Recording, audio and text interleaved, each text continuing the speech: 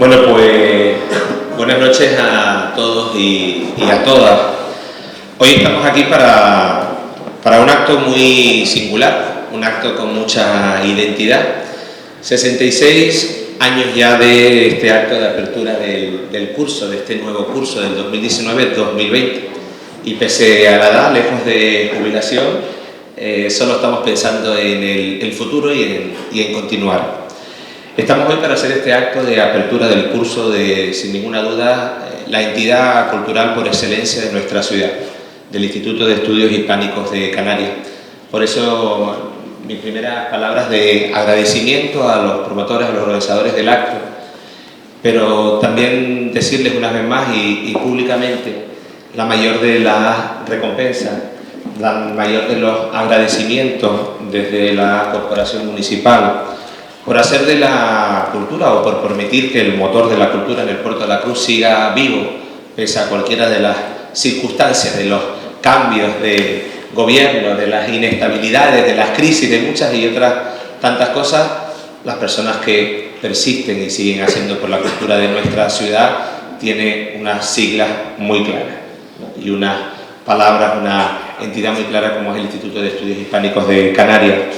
Yo quiero dar la bienvenida a todos ustedes y no obviar la posibilidad también de saludar especialmente a quienes por primera vez compartimos un acto público, a los representantes del Cabildo de Tenerife, a nuestro director insular, a Leopoldo Santos, y a doña Bélica Magdalena, directora insular de Educación, los representantes también que están por llegar del Gobierno de Canarias, la compañera Margarita Pena del Ayuntamiento de La Laguna y a doña Maravilla Aguiar, nuestra directora del IECAN, que además viene acompañada del gran escultor que ahora nos permitía poder apreciar su obra, su escultura, don Alfonso García, con una puesta de sol maravillosa que los que ya estaban aquí tendrán que apreciar ya por fotografía, pero además una imagen constante, así que solo hay que venir a ver Puerto de la Cruz, su escultura y los amaneceres que tenemos en esta ciudad.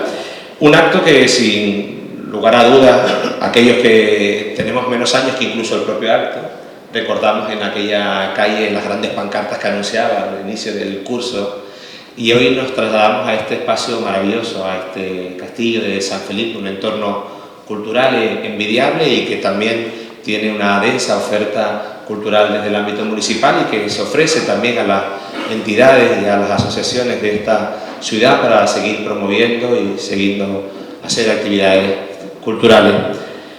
Un acto sencillo, cargado seguramente que de emotividad también por las circunstancias. En la mesa me acompañan quienes van a proceder a hacer todas las presentaciones, pero no pierdo la oportunidad de saludar a nuestros vicepresidentes que me acompañan, a don Julio Afonso Carrillo, que hablará en nombre del Instituto, y a nuestra otra vicepresidenta, a Margarita Espinosa, que hará las presentaciones oficiales de las personas que van a intervenir. Dos intervenciones, una intervención magistral de conferencia inaugural de un gran escritor, de don Alexis Ravelo, que viene desde la isla de frente, que ha tenido a bien también atender la invitación del Instituto de Estudios Hispánicos con un título que ya también lo dice todo, en un año tan especial para esta ciudad, para el Instituto de manera singular, pero para todo el puerto de la Cruz. El título son los crímenes de Agustín Espinosa, ya no solamente crimen de Agustín Espinosa, así que nos contará algún otro crimen más. Y por ende también no pierdo la oportunidad de saludar a su hijo, que en repetidas ocasiones y este año especialmente hemos coincidido mucho, y eso es bueno. También quiero agradecerte una vez más que estés aquí con nosotros también en Puerto de la Cruz.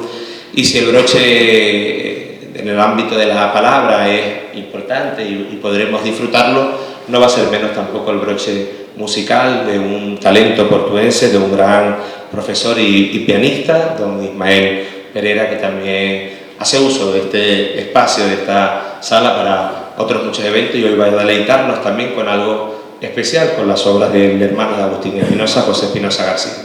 Pero los compañeros de la mesa podrán dar con muchísima más claridad e intensidad, hacer las presentaciones oficiales tanto del conferenciante como de la actuación, así que yo ya solamente me quedan palabras de agradecimiento, invitarles a disfrutar del evento, y tiene la palabra nuestro vicepresidente.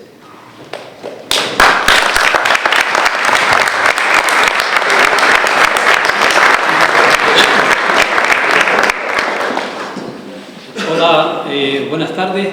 Un saludo especial a nuestro alcalde por la presentación, a los diferentes representantes ya citados, a los que querría añadir los señores concejales de la corporación local presentes, los familiares de Agustín Espinosa, los estimados socios y compañeros de la Junta de Gobierno, señoras y señores. Me he tomado la libertad de escribir 2 folios, más que nada para no extenderme en este acto y dejar el protagonismo a los que realmente la tienen. Y va así: como vicepresidente de Asuntos Científicos del Instituto, me ha correspondido asumir la representación de nuestro presidente José Cruz, que por motivos laborales se encuentra fuera de la isla y por lo tanto no puede participar en este acto como hubiera sido su deseo. Como es tradicional, el 12 de octubre o en su víspera, como este año, el Instituto de Estudios Hispánicos de Canarias realiza la apertura de su curso de actividades, en el que siempre hemos contado con la participación de conferenciantes de reconocido prestigio, como sucede en este año. Antes de dar paso a la conferencia inicial, me van a permitir unos breves comentarios acerca de las actividades del pasado curso que pretendemos continuar y, si es posible, incrementar en el que ahora iniciamos. A pesar de la penuria económica en la que subsisten las instituciones culturales, y en este tema el Instituto de Estudios Hispánicos no es una excepción, y a la irregular sensibilidad que suelen mostrar nuestros representantes públicos con la cultura, el Instituto consiguió desarrollar la totalidad de las actividades que fueron programadas en el anterior curso. Sé que hablar de dificultades económicas en este ámbito no es nada novedoso, pero sí debo destacar que ha sido necesario desarrollar una auténtica política de austeridad para conseguir que, con unos recursos bastante escasos, pero con un gran compromiso y esfuerzo colectivo, mantener la densa programación que anualmente desarrolla el Instituto, muy próxima al centenar de actos. Del curso finalizado podemos destacar, y cito algunos de los eventos más llamativos: el 64 curso español para extranjeros, las exposiciones, 15 exposiciones que ocuparon nuestra sala o la del Macio durante el pasado curso, el desarrollo de los ciclos ampliamente consolidados como la 20 Semana de Historia de América, la 14 Semana Científica Teleforo Bravo, la 10ª Jornada del Instituto de Jóvenes Investigadores y Creadores, la 24 edición de las conferencias sobre historia local de las fiestas de julio, las 5ª Jornada sobre la historia del cine en Tenerife y Canarias, además de más de una treintena de conferencias fuera de ciclo. En la sala del Instituto tuvo lugar una docena de presentaciones de publicaciones, entre las que cabe destacar aquellas que han sido editadas por el propio Instituto, como es el número 17 de la revista Catar, la revista de Ciencias y Humanidades de la institución, el número 15 de la revista digital Nexo, de la sección de estudiantes y jóvenes investigadores y creadores del Instituto, el libro La Palma, Agua, Tierra, Fuego y Cielo, de la colección Semana Científica Teleforo Bravo, y el libro El Colegio de Segunda Enseñanza, de Luis Espinosa García y Margarita Rodríguez Espinosa.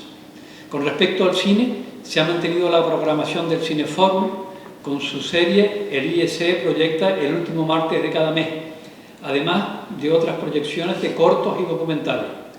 El ciclo de cine hecho en Canarias, con al menos 5 proyecciones, y la 14 muestra de cortometrajes de jóvenes realizadores del Instituto. Mención aparte merece la biblioteca. Los fondos históricos de la biblioteca constituyen colecciones cerradas, como el Fondo Sebastián Padrón Acosta, la colección americanista, publicaciones en su mayoría provenientes del antiguo Instituto de Cultura Hispánica de Madrid, y el Fondo Antiguo, ejemplares publicados entre los siglos XVI y XIX, la Biblioteca de Brasil y el Fondo Extranjero. El fondo, que denominamos general, incluye libros procedentes de diversas fuentes y los de nueva incorporación. Está dada de alta en la red como biblioteca de investigación de consulta en sala, y se puede acceder a ella de forma digital a través de la red de bibliotecas de Canarias. También mencionar el Museo de Arte Contemporáneo Eduardo Huerta, el Museo Hermano. No me extenderé sobre el museo, que desarrolla una intensa actividad en la que destaco particularmente el programa de visitas guiadas para grupos de estudiantes. Para este curso será novedad el proyecto a la gaveta del Instituto de Estudios Hispánicos de Canarias, de la sección de estudiantes, que pretende dar visibilidad a iniciativas de jóvenes creadores e investigadores, a través de una página web en la que presentarán sus propuestas. Para terminar, incluir el apartado de agradecimiento, citar el apoyo recibido del Gobierno de Canarias, del Cabildo de Tenerife, del Ayuntamiento del Puerto de la Cruz y de la Fundación Caja Canaria. También agradecer a la Junta de Gobierno, al personal administrativo y a los socios del Instituto y a todos ustedes que suelen acudir en buen número a casi todas nuestras actividades culturales, su inestimable aliento. Una mención especial para nuestros invitados de esta noche, Alexis Ravelo e Ismael Pereira, por haber aceptado nuestra invitación para participar en este acto inaugural. A pesar del estrés que provoca la incertidumbre que rodea la financiación de la entidad, el Instituto creo que es ejemplo de cómo con poco, pero con tesón, entusiasmo y contando con una cuantiosa desinteresada colaboración, se puede hacer mucho. Sin embargo, debo reconocer que en ocasiones nos asalta el desánimo e incluso la frustración cuando contemplamos el espléndido fondo artístico y bibliográfico con que cuenta el Instituto y que permanece almacenado por no disponer del espacio necesario para mantenerlo expuesto. Desgraciadamente, esta parece ser una generalizada fatalidad que en estos tiempos envuelven al mundo de la cultura y que ansiamos y necesitamos superar. Por último, a veces me preguntan cómo se puede colaborar para sostener o impulsar la institución, a lo que solemos responder haciéndote socio. Una testimonial cuota anual es un granito de arena que se puede incrementar hasta formar una playa. Muchas gracias por acompañarnos esta noche.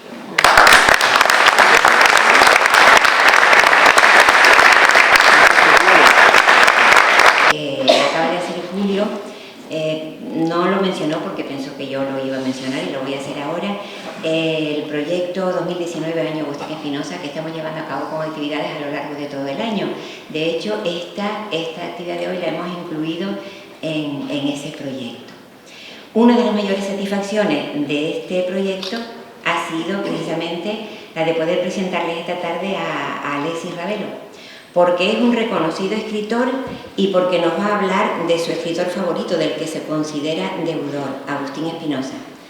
También podremos contar con su coetáneo, el destacado músico portugués Ismael Pereira, que cerrará el acto con una interpretación de 3 breves piezas del compositor José Espinosa, nacido como su hermano Agustín aquí en el Puerto de la Cruz. Alexis Ravelo es admirador confeso de Agustín Espinosa y como en el Instituto de Estudios Hispánicos lo somos de los dos, entendimos como una valiosa oportunidad invitar al primero a impartir la lección inaugural sobre el segundo y sobre su obra, especialmente sobre crimen, por la que en muchas ocasiones ha manifestado su apasionado interés. Hay un autor que es mi preferido, declara en una entrevista a la revista literaria de la Academia Canaria de la Lengua, Agustín Espinosa, un poeta que casi nunca escribió en verso. Agustín Espinosa es el autor que nombra cada vez que se le pregunta por las influencias literarias de su obra, y Agustín Espinosa no es únicamente el escritor que le influyó y que, según él, lo marcó desde sus lecturas de la adolescencia, es casi un personaje de sus novelas. En Solo los muertos, su segunda novela negra de la serie sobre Eladio Monroy, introduce en la trama los libros de Espinosa, que son una pista para la investigación y la estratagema de que se vale Monroy para localizar a alguien que cuando muere asesinado lleva un ejemplar de crimen en la mano. El maestro protagonista de Los Milagros Prohibidos, una novela sobre los alzados de La Palma, cuando huye al monte se lleva crimen y a su compañero en la huida, que lo ojea sin acabar de entenderlo, le dice que, cito, un día de esto hablarían largo sobre el surrealismo, que tenía mucho de erótico, eso era cierto, pero sobre todo de libertario. Más recientemente, en La ceguera del cangrejo, el personaje principal recuerda la insistencia de su novia en que debería leer Espinosa, y en el relato que se desarrolla en Lanzarote escucha el bu del viento, el mismo bu del viento al que Espinosa dedica un artículo de su Lancelot, Mapa Buico, en el que establece un orden poético para las 4 clases de bus del viento de Lanzarote. Y a saber cuántos guiños más espinosianos se me escapan. En ese mismo sentido, fuera de la ficción, destacamos uno de los ensayos de Ravelo, La cultura vanguardista en Canarias, reflexiones sobre la obra de Agustín Espinosa, y un proyecto suyo a punto de culminar, la reedición de Crimen, que saldrá próximamente en Ciruela, la editorial en que el escritor gran canario ha publicado sus últimos trabajos. Estaba claro que Alexis Ravelo tenía que estar hoy aquí para dar brillo a este año conmemorativo con su conferencia Los crímenes de Agustín Espinosa, en la que nos hablará de la vida y de la obra del escritor, de su importancia en el contexto de las letras españolas y de su vigencia en la actualidad.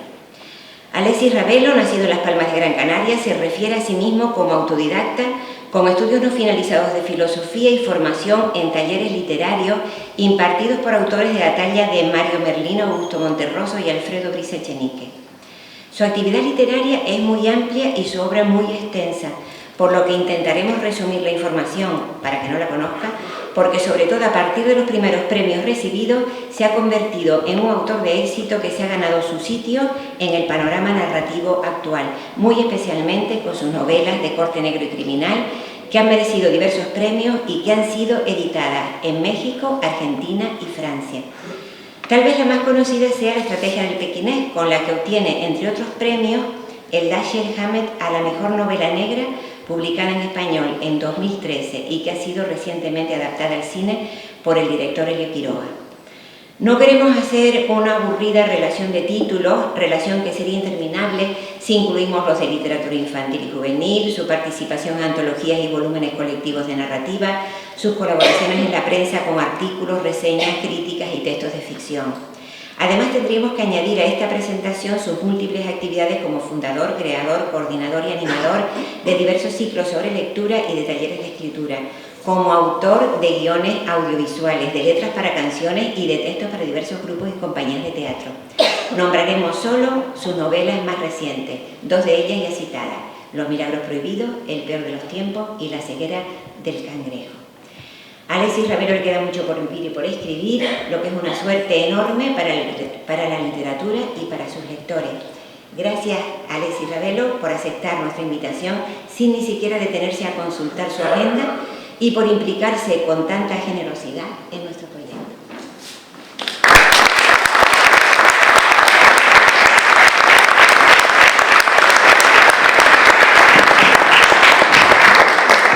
Muchas gracias, Margarita. La verdad es que eso está escrito con amor. Buenas noches. Decían que están contentos de tenerme. Yo hoy voy y quizá les demuestre que el conocimiento directo de los escritores es nocivo, ¿no? Me gustaría comenzar expresando mi agradecimiento al Instituto de Estudios Hispánicos de Canarias por su amable invitación a inaugurar este curso 2019-2020, saludando a Marcos, ¿no? Pues las autoridades hay que saludarlas, ¿no? Y a los demás cargos políticos presentes, y muy especialmente a Agustín Espinosa Boissier, ¿no? Que para mí es una alegría haber podido conocerlo en persona por fin, ¿no? ¿Sabes? Que nos habíamos visto por ahí, pero no habíamos estado nunca juntos y no habíamos podido hablar. Bueno, vamos a ver si logro acabar mereciendo este honor de que me hayan invitado, ¿no? Pues no sé si soy el hombre adecuado para dar esta charla. No soy crítico, no soy un académico, solo soy un lector enamorado de la obra de Agustín Espinosa, eso sí es cierto, ¿no? Lo leí con 19 años en esta edición, ¿no? Que me prestó mi amigo Antonio Becerra, ¿no? Éramos compañeros en una pequeña revista literaria, y me dijo: tienes que leer a Espinosa, ¿no? Y me prestó el libro, y eso fue hace 29 años y el hombre todavía está esperando a que se lo devuelva, ¿no? Sabes que hay dos clases de tontos, los que prestan libros y los que los devuelven.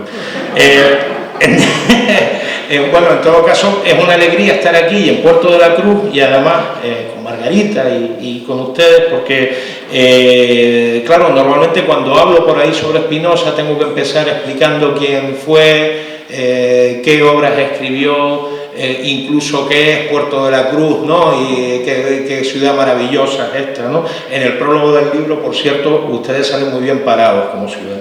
Pero bueno, hoy tengo la suerte de que no tengo que empezar diciendo eso, Y en todo caso lo que quiero hacer es hablarles hoy de lo que significó Agustín, de lo que yo creo que significó Agustín Espinosa para nuestra literatura, de su caída en desgracia y de los motivos de la desatención editorial y crítica que ha sufrido a nivel nacional, ¿no?, durante tantos años. Y si propuse este título, ¿no?, Los crímenes de Agustín Espinosa, este título que puede ser tan provocativo, ¿no?, como título para esa conferencia, es porque quiero reflexionar sobre cuáles fueron los crímenes que pudo cometer nuestro autor para que hoy en día no figure en el canon de estudios sobre la generación del 27 y para que se le conozca tampoco todavía fuera de Canarias, ¿no? Y que incluso aquí, en Canarias, pues todavía haya que explicarle quién era algún despistado que encima va de crítico por la vida, ¿no? Entonces, bueno, me voy a detener a hablarles del proceso de depuración al que estuvo sometido. Yo sé que es un asunto extraliterario y normalmente se le presta poca atención, pero a mí se me ocurre que ese momento crucial de su biografía parece solo un prólogo a ese otro largo proceso de depuración al que la historia parece haberle sometido, ¿no? Entonces, si se quedan conmigo, hablamos de eso. Pienso que esto podría darles una materia de reflexión luego, ¿no?, acerca de asuntos como el de la libertad del creador, porque parecen cosas pasadas, parecen cosas muy lejanas, parecen cosas que ocurrían solo en las dictaduras, pero hoy, en el seno de nuestros estados liberales, en una sociedad de masas que en mi opinión está bastante infantilizada, tiende a vulnerarse el derecho de todo autor a ejercer su oficio sin que se le castigue socialmente y personalmente cuando otros deciden sentirse ofendidos por su obra. Y entonces me parece que viene muy al caso hablar de esto, ¿no? Bueno, me voy a centrar sobre todo en crimen, por supuesto, ¿no?, ya que esta fue la obra del escándalo en su momento. Debo confesar que además me muevo un interés personal, porque como decía Margarita, pues vengo de escribir un prólogo para este libro, de volver a editarlo, y la verdad es que para mí es la culminación de un empeño personal, porque llevaba años loco porque alguna editorial de fuera pudiera interesarse en la obra de Espinosa, que yo creo que hay que descubrirlo fuera, como vinieron a descubrir hace pocos años, por ejemplo, a Domingo Rivero, ¿no?, uno de nuestros grandes poetas modernistas, y que, bueno, hasta que de repente no lo publica Acantilado, parece que no existe en la historia de la poesía española, ¿no? Pues bueno, ese era mi único interés al empeñarme en esa publicación, y vengo de hacer eso, y bueno, y me viene muy bien poder hablar de Espinosa.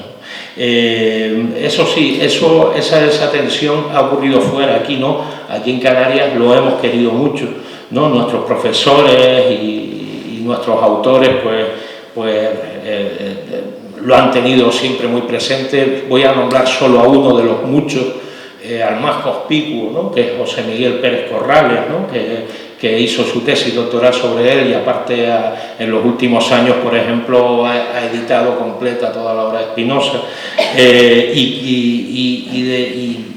y bueno, ha habido también muchas y muy hermosas ediciones, pero siempre han resultado minoritarias y se han descatalogado muy pronto, lo veníamos hablando hoy con Margarita, ¿no? De hecho, se da la paradójica circunstancia de que es más fácil conseguir textos que traten sobre crimen que un ejemplar del propio crimen, ¿no? Y eso había que solucionarlo, porque crimen debería estar ahí, disponible siempre, como el clásico que es, ¿no?, porque es un monumento a la palabra, un soberano ejercicio de libertad creativa, una exploración del pozo más profundo de la carne para ascender a lo más alto de la imaginación poética.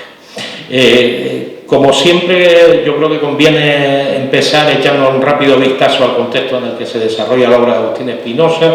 Eso tampoco se lo tengo que explicar a ustedes, ¿no?, lo que ocurre en ese momento, pero piensen, sí que me gustaría hacer hincapié en una cosa. El contexto es el de una explosión creativa en la trastienda del mundo, porque vamos a ser francos, nosotros a todo el mundo le gusta tener un pasado glorioso, pero en las primeras décadas del siglo XX las islas eran la trastienda del mundo, eran una especie de purgatorio de la humanidad incapaz, pese a puntuales intentos de sobreponerse a un atraso secular. Les voy a dar un solo dato. En 1920 la tasa de analfabetismo en Canarias era del 65%, solo superada por la de Murcia, ¿vale? Yo creo que con ese dato ya tenemos digamos, una radiografía de ese momento. Bueno, pues por eso es por lo que sorprende que fuera en el seno de esa misma sociedad donde entre 1927 y 1936 se produce un florecimiento literario y artístico que hizo de sus creadores la punta de lanza de la vanguardia cultural del momento. Vamos a resumirlo brutalmente, acaso, ¿no? En esos años, pues,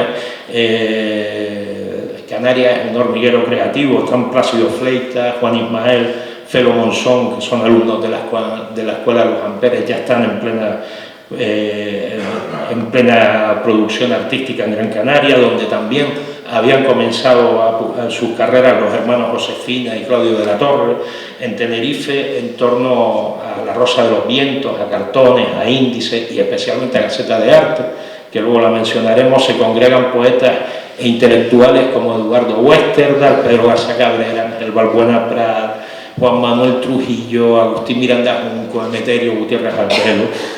Aparecen también en esos años dos deslumbrantes estrellas fugaces, ¿no?, que son Domingo López Torres y José Jorge Oramas, ¿no?, un poeta y un pintor, ambos malogrados, ¿no? A uno lo mata la tuberculosis, a otro lo mata el fascismo, y por su parte Óscar Domínguez ya está yendo y viniendo, ¿no?, entre París y Tenerife, y ya ha enseñado a los franceses a realizar las decalcomanías, ¿verdad?, y ha introducido esa técnica ahí.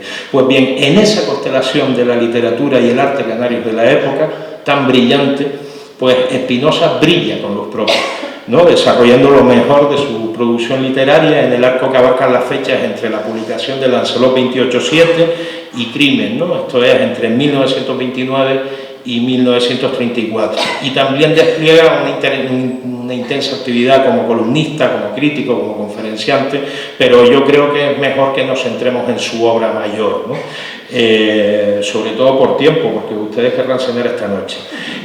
Su primer libro, ¿no?, Lancelot 28.7, Guía Integral de una Isla Atlántica, pues aparecerá editado en Madrid en otoño de 1929 por Ediciones Alfa. No les voy a hablar demasiado sobre esto porque creo que ya estuvo Nilo Palenzuela por aquí, y habiendo hablado Nilo sobre Lancelot, ¿qué voy a decir yo?, ¿no? En todo caso, bueno, bebe de las fuentes del creacionismo, pero su resultado se ha descrito frecuentemente como cubista, ¿no?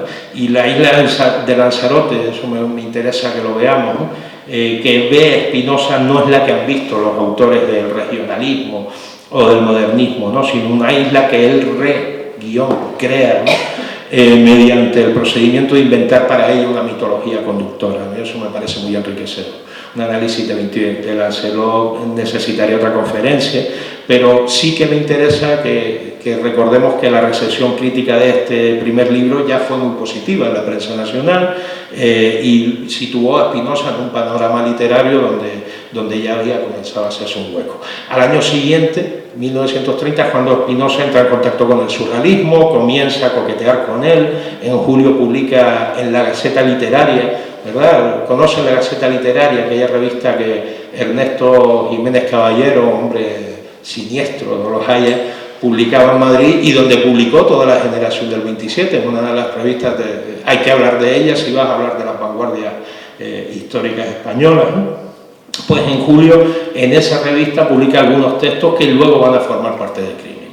Bueno, y en la primavera de 1931, en una revista absolutamente efímera, que tuvo solo un número, ¿no?, se llamaba Extremos a que ha llegado la poesía española, aparece Oda María Ana, primer premio de Axila sin depilar de 1930, que es un texto que yo considero valioso por sí mismo, pero también para entender Crimen, ¿no?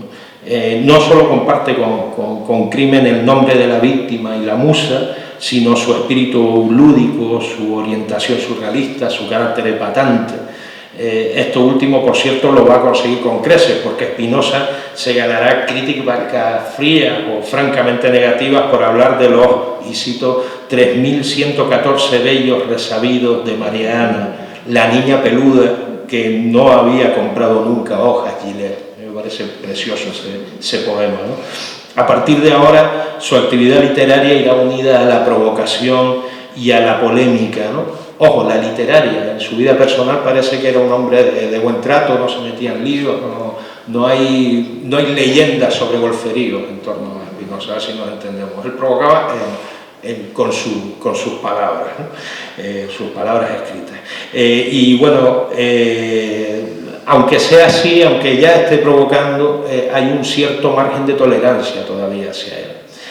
Al mismo tiempo, se han acabado los viajes largos, reside en Las Palmas de Gran Canaria, ahí ocupa su cátedra en el Instituto de Las Palmas y se casa con Josefina Oisier, ¿no? Pepita, ¿no? En 1932, y tendrán 3 hijos, ¿no? El más joven, Agustín, nacido poco después de la muerte, ¿no? 2 meses después, pues fíjate, ¿no?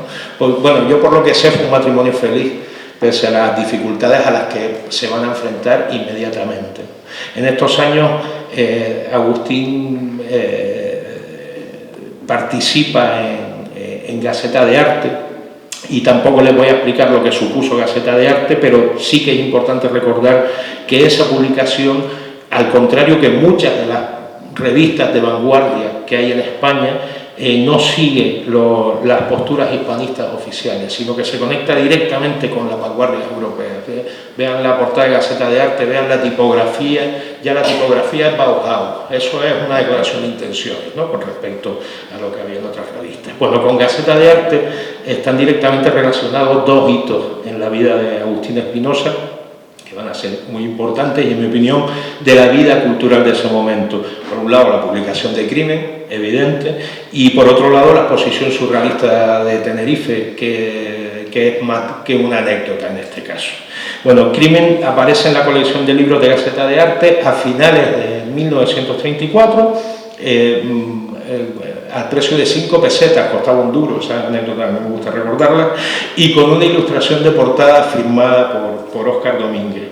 Si este libro resulta sorprendente hoy, si nos mueve al desasosiego y nos sorprende con su sentido del humor negrísimo, ¿no? Con su juego con lo escabroso, ¿no? Imagínense lo que pudo suponer en 1934.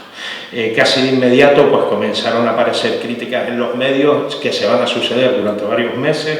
Algunas son anónimas, otras son firmadas con nombre y apellido, en medios nacionales, en medios insulares, pero oscilan entre la indignación y el rendido del odio, ¿no? No hay término medio. Algunas hablan de Spinoza como de un escritor eficaz y valiente y lo relacionan con Baudelaire y con Isidoro Ducas, de cuyos cantos de Maldoror, por cierto, yo creo que tiene una clara influencia, ¿no?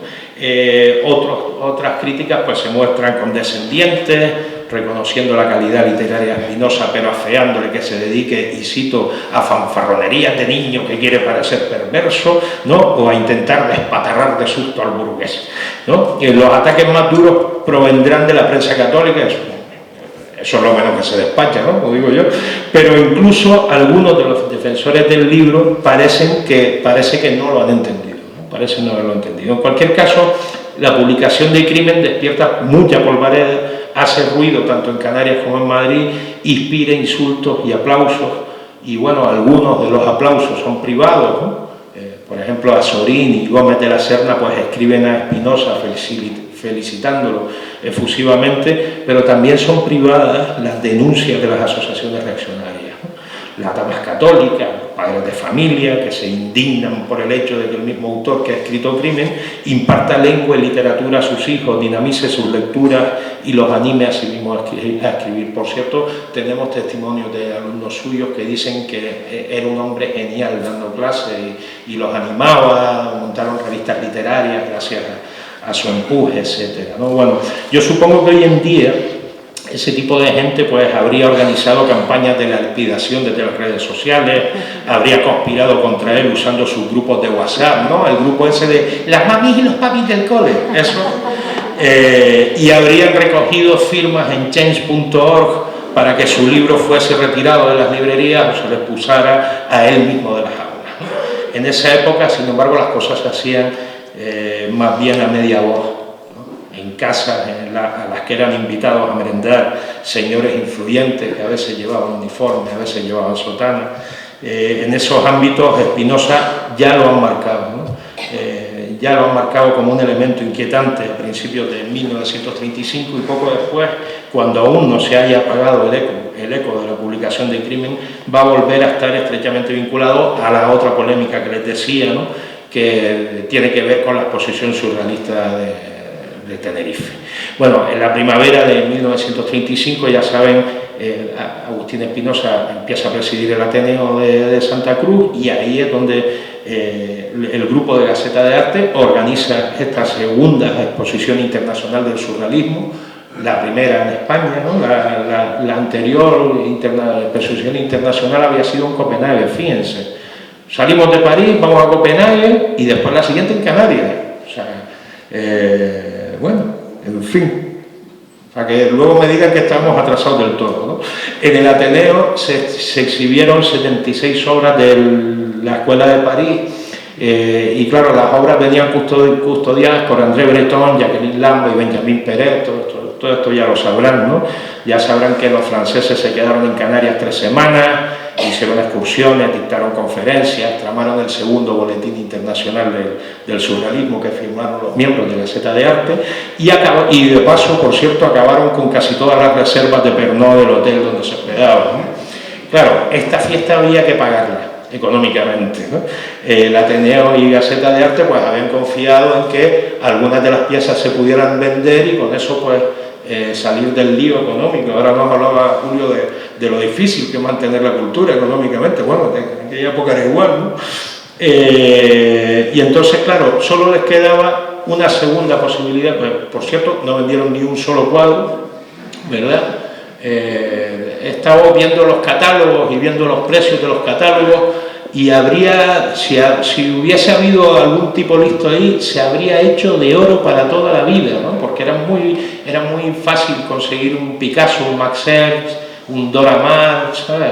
Pero bueno, un Max Jacob, ¿no?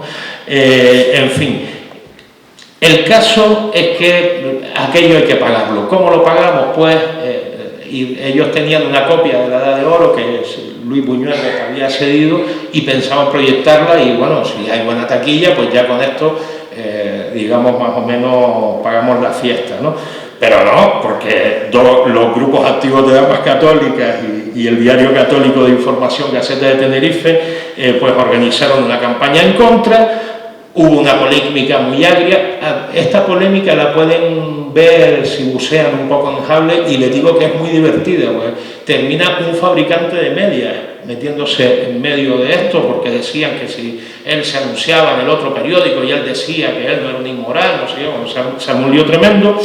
Total, el gobernador civil de la provincia prohíbe la proyección de la película.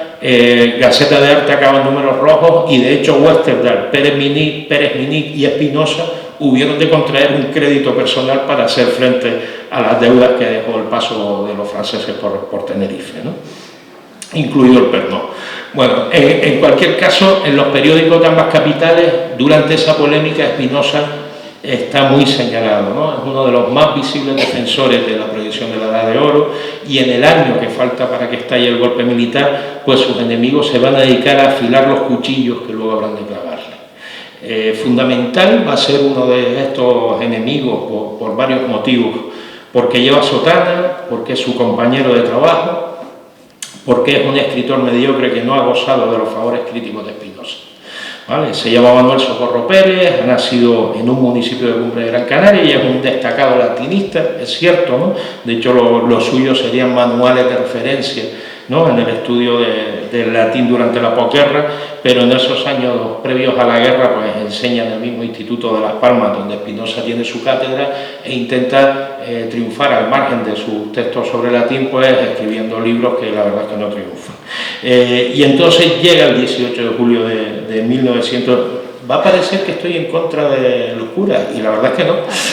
Vale, pero es que el malo de esta historia es un cura, lo siento. Entonces llega el 18 de julio del 36, se dicta el bando de estado de guerra, y de un mandoble los generales parten en dos la fiesta creativa de las vanguardias, ¿no?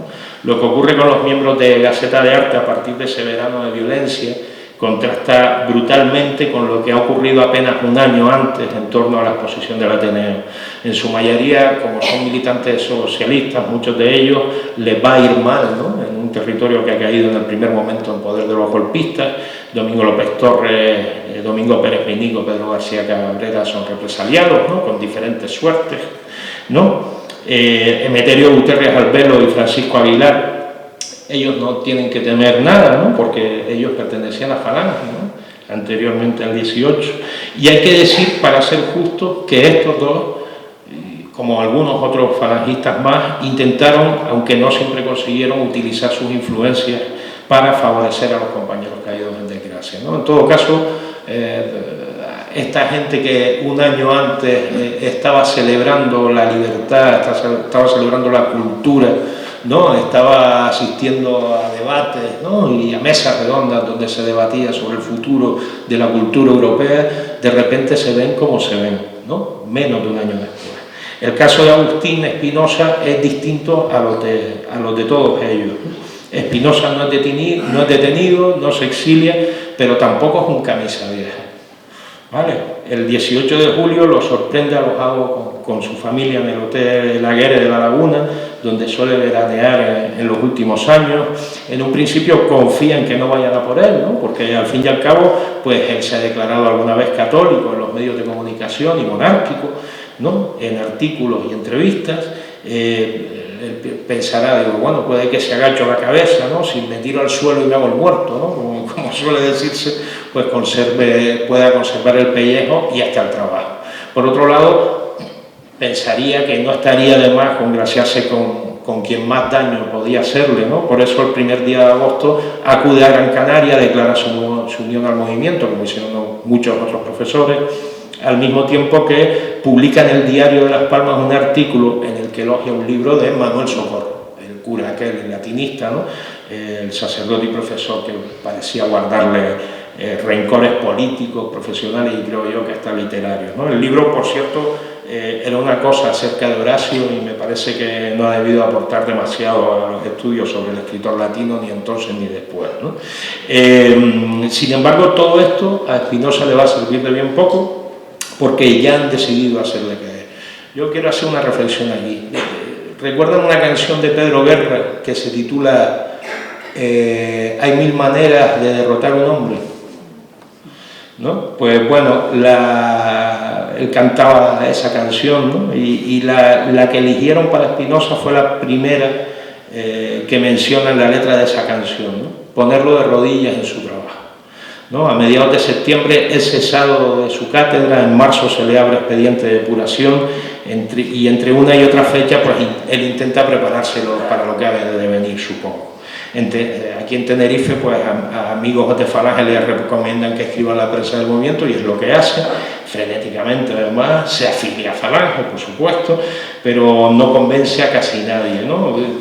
Hay un caso singular, ¿no? En primera página del periódico Acción en esos días aparece un artículo titulado Ayer lo vi con la camisa azul, ¿no? Lo firma un tal Giar, tras quien con toda seguridad se escondía Gabriel de Armas, ¿no?, un joven militante ultracatólico, y con la retórica propia de la extrema derecha y alguna falta de ortografía también, que también son muy típicas, ¿no?, de la extrema derecha, el texto ataca a Espinosa por haber escrito crimen y lo amenaza directamente. Y ojo, cuando un tipo de estos te amenazaba, no te estaba amenazando con despeinarte precisamente, ¿vale? Bueno, no obstante, hay que decir que otros falangistas sí que lo tratan mejor que Gabriel de Armas, entre ellos Germán Bautista Velarde, por ejemplo, ¿no?, que bueno, gracias a él pues conocemos una hermosa y tristísima carta que él escribe en esos meses desde aquí, de Puerto de la Cruz, y que siempre guardó muy bien su memoria, ¿no? Bueno, quizá por esta ayuda no es detenido, ¿no? En resumen, vamos a ir resumiendo, ¿no?, viendo la suerte que corrieron otros compañeros de generación, a Agustín Espinosa le podría haber ido peor, pero eso no quiere decir que le fuera precisamente bien, ¿no? El expediente de depuración se inicia en marzo del 37, se alarga hasta el 18 de abril del 39. Y vamos a ver de qué lo acusan, ¿no?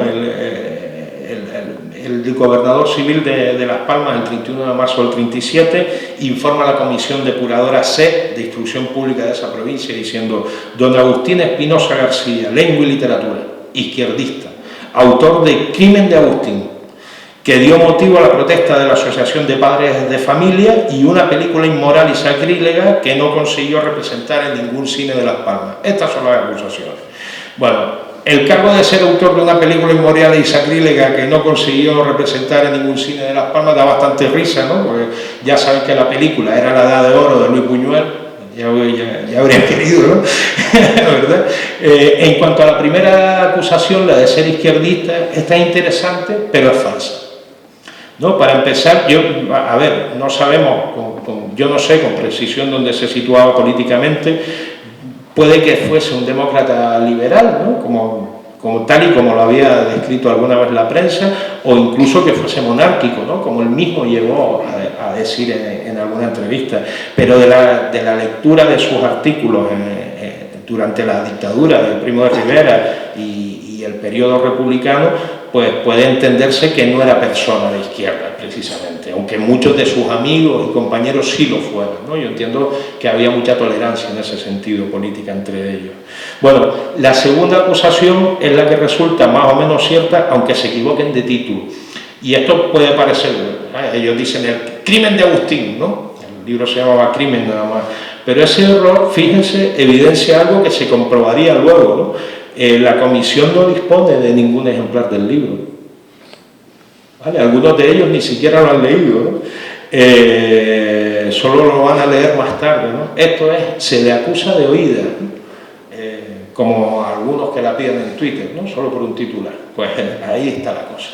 Bueno, la comisión C, la que ha de ver su caso, está compuesta además de por el gobernador civil de la provincia, por José Azofra del Campo, Manuel Socorro, como no, que está en toda la salsa, Guillermo Camacho y Sebastián de la Nuez Aguilar. Aunque no puedo demostrarlo porque no he hallado rastro documental de ello, pero por eliminación y sumando cuentas, digamos, pues yo sospecho que es la presencia de Sebastián de la Nuez en la comisión la que beneficia de alguna manera a Espinosa, porque de hecho sus hijos eran adolescentes, eran alumnos suyos, eran amigos de él, iban a su casa a hacer tertulia y luego además uno de ellos, Sebastián, se convirtió en el gran defensor de Espinosa durante la posguerra. Bueno, a esto hay que unir el hecho de que Bautista Velarde, Agustín Miranda y otros falangistas se preocupan por expedirle certificados de buena conducta y además Espinosa abjura, reniega de crimen, ¿no? Declarando que ante la comisión de su escritura, declarando ante la comisión que su escritura se debió a, y cito, un caso pasajero de esnovismo y de preocupación freudiana. Claro, esto es muy triste, ¿no? Lo de la juración, pero también es muy humano, ¿no? Yo pienso que, a todos nos gusta pensar que llegado el caso estaríamos a la altura de nuestros héroes morales, ¿no? Ya fueran históricos o fueran de ficción, ¿no? Que preferiríamos morir de pie a vivir arrodillados, ¿no? Que lo haríamos la libertad antes de ser fusilados, pero yo, ¿qué quieren que les diga? Para entender estos últimos meses de Agustín Espinosa, pues suelo intentar ponerme en su piel, mirándome a mí mismo con honestidad, ¿no?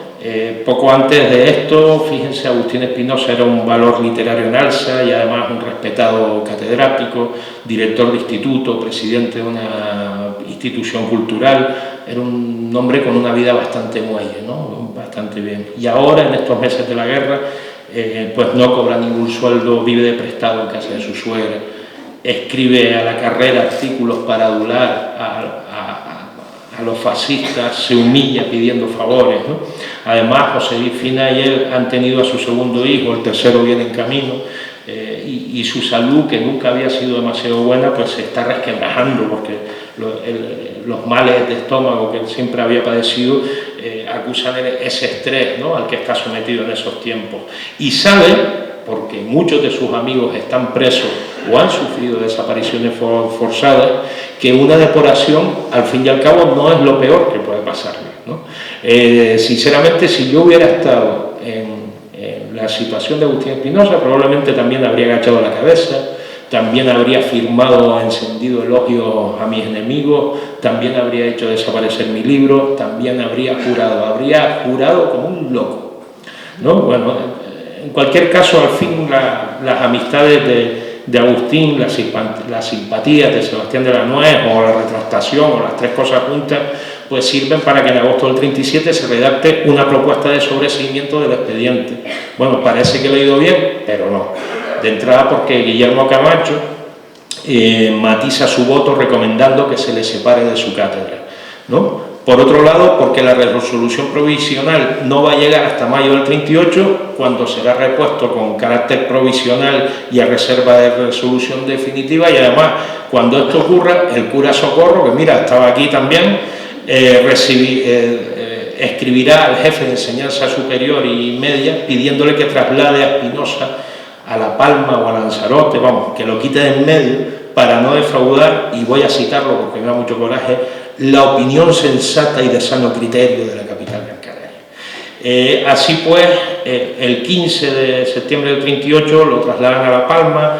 Ustedes ya saben, ¿no? Llega con la familia, enseguida la periodonitis que ya le habían diagnosticado en mayo, pues se agrava, deben operarlo de urgencia, viene a Los Ralejos para recuperarse y no llega a serlo, ¿no? Morirá tristemente el 28 de enero del 39. Sin embargo, y ahora viene la que me parece una broma muy macabra, aún tras su muerte el expediente no ha acabado, ¿no? La resolución final llega el 18 de abril y en ella se propone, y cito nuevamente, confirmación y traslado e inhabilitación para cargos directivos y de confianza. Y en el documento que lo certifica hay una nota hecha a mano bajo la firma que dice: por la jefatura se propone solamente la confirmación por haber fallecido el expedientado. Esto es como en una novela de Kafka, ¿no? La infamia que han vertido sobre él ha logrado sobrevivirle, ¿no? Bueno, eso sí, hasta aquí los crímenes de los que fue acusado en su momento, los delitos de los que fue acusado.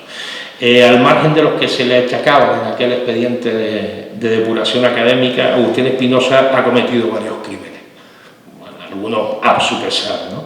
Y estos afectan a su posteridad, a su recepción crítica, al olvido de su obra durante tanto tiempo, más allá del ámbito insular y de su recuerdo por parte de algunos proselitistas, gracias a los cuales lo conocemos hoy. El primero de esos crímenes metafóricos, evidente, ¿no? Nació antes de tiempo, en 1897, y en Canarias, ¿no? El último, que murió antes de lo que le tocaba también, ¿no? En enero de 1939, depurado de su cátedra, alejado de muchos de sus amigos y camaradas intelectuales, intentando salvar el pellejo y reincorporarse a su empleo para poder mantener a su familia. Otro crimen que aún está pagando, en mi opinión, es la amplitud inabarcable de sus intereses y estudios, ¿no? Y sobre todo lo difícil que resulta clasificarlo, ¿no?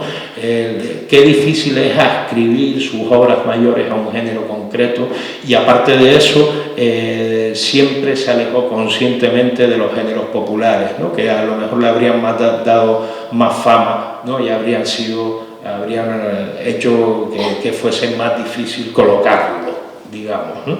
Los que cronológicamente son sus últimos crímenes puede que sean también los de más graves consecuencias. Haber contemplado con escepticismo el advenimiento de la Segunda República, eso es cierto, no acabar en un campo de concentración, no acabar en una cuneta, no acabar en el exilio tras el golpe de Estado del 36, y lo que es peor, ponerse la camisa azul en el último momento para intentar escapar a cualquiera de esas suertes, pero hacerlo además de forma poco convincente.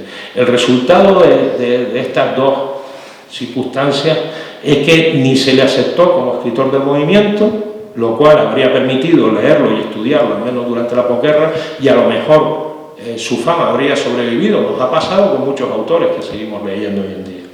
Ni se le ha recuperado a partir de la transición como a tantos de aquellos autores que el franquismo silenció, ¿no? El hecho de que estos últimos delitos atenten contra la comodidad de los estudiosos, de los académicos, de los historiógrafos, posiblemente explique esa exclusión del canon de estudios de la llamada generación del 27, a la cual, digo, estrictamente pertenece, y su casi absoluto olvido por parte de las academias, ¿no? Su desatención editorial hasta 1974, cuando Manolo Padorno, Josefina Betancor y Alfonso de Armas lo recuperan para el taller de ediciones JB, su nueva caída en el olvido hasta las últimas décadas del siglo XX, logrando un prestigio siempre restringido al ámbito insular, ¿no? Siempre, solo lo hemos tenido aquí, y ese ámbito siempre se le quedó corto, como hemos visto, ¿no? Por su vida. La ignorancia de sus textos por parte de académicos que hacen encajes de bolillos con los textos de Alberti, de Lorca, hasta de Gómez de la Serna, ¿no? Buscando en ellos pues, los rastros y las influencias del surrealismo, mientras obvian sistemáticamente a Agustín Espinosa, que sí que vertió al castellano al menos una obra manifiestamente surrealista, desde la primera hasta la última página. Tienen el surrealismo ahí y se dedican a buscarlo donde en ocasiones no está. Bueno, vimos que de aquel expediente de depuración solo hay una acusación verdadera. Y esta es, al mismo tiempo, uno de esos crímenes metafóricos a los que me refiero, el más grave probablemente, ¿no? Haber publicado Crimen en 1934, cuando ni la isla de Tenerife, donde se vio imprenta, ni España, ni acaso el mundo estaban preparados para un texto así. Quiero proponerles una reflexión final, antes de que escuchemos a Ismael, ¿verdad? En forma de pregunta. ¿Entra en lo posible que hoy el mundo esté menos preparado que nunca para este libro? Porque, fíjense, solo el lector cómplice, el lector de experiencia, sabrá entender que más allá de la provocación, más allá del salvaje erotismo, más allá del negrísimo sentido del humor que preside cada página de Crimen, se desarrolla entre sus líneas una muy seria partida de dados en las que la apuesta es cada vez más alta, que el posible machismo, la probable pedofilia, las situaciones psicopáticas que el texto plantea no son más que juegos para sacar al burgués del ámbito de su comodidad y hacerlo extrañarse ante la realidad.